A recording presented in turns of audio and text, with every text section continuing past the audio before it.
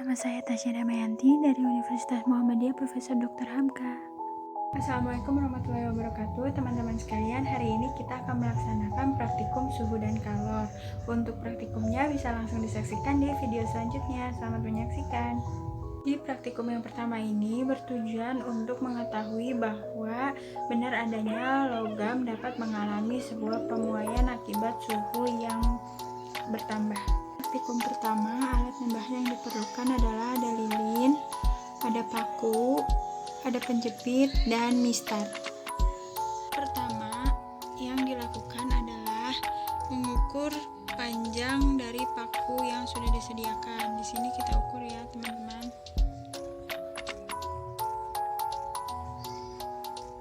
Dapat dilihat panjangnya kurang lebih sekitar 2,4. Selanjutnya, nyalakan lilin yang telah disediakan.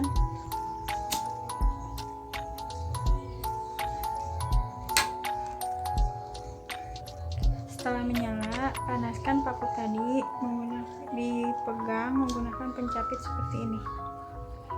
Kita panaskan.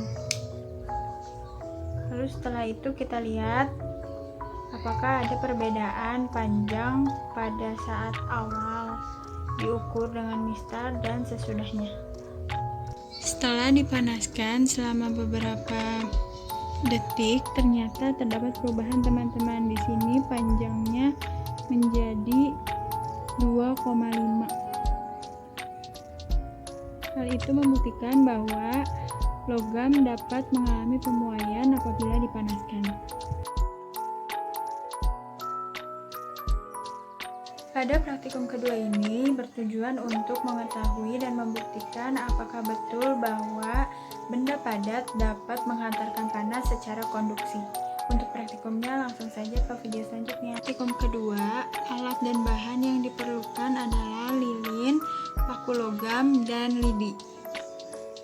Hal yang dilakukan adalah memanaskan lidi dan paku. Kita panaskan kedua benda ini secara bersamaan. Yang satu kita pakai pencapit ya teman-teman, soalnya takut panas. Yang satu lagi pakai tangan aja.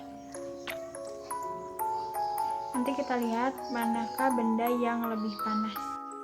Setelah dipanaskan, ternyata paku logam lebih panas. Hal tersebut dapat membuktikan bahwa benda berbahan logam lebih baik dalam menghantarkan panas secara konduksi. Pada praktikum selanjutnya, alat dan bahan yang diperlukan adalah sendok logam, pensil, panci yang telah diberi air, dan juga kompor. Hal pertama yang dilakukan adalah menyalakan kompor. Lalu setelah itu masukkan pensil dan juga masukkan sendok logam. Nanti kita akan melihat manakah benda yang dapat menghantarkan panas lebih baik antara pensil dan sendok logam. Setelah air mendidih seperti ini, matikan kompornya, lalu coba pegang antara sendok dan pensil. Setelah dipegang, ternyata sendok lebih panas daripada pensil, teman-teman. Hal ini membuktikan bahwa benda berbahan dasar logam lebih baik dalam menghantarkan panas secara konduksi. Untuk praktikum selanjutnya, alat dan bahan yang diperlukan adalah panci yang berisi air, lalu serbuk kayu, dan kompor. Hal yang dilakukan adalah nyalakan kompor, lalu masukkan serbuk kayu. Kita lihat pada saat air mendidih nanti apakah serbuk kayu ini berubah posisinya dari awal. Hal ini membuktikan bahwa panas melakukan proses konveksi. Dapat dilihat dari serbuk kayu yang berpindah.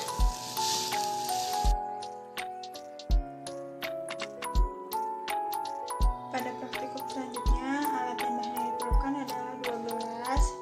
Yang satu terisi air panas, yang satu gelas kosong.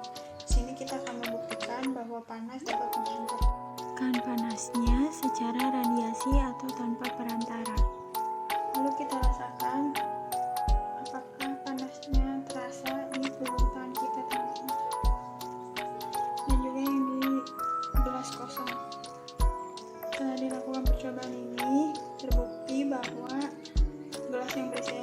panas dapat menghantarkan panasnya secara radiasi tanpa melalui perantara.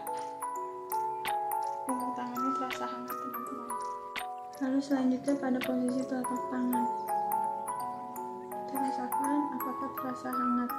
Ternyata terasa hangat juga, teman-teman.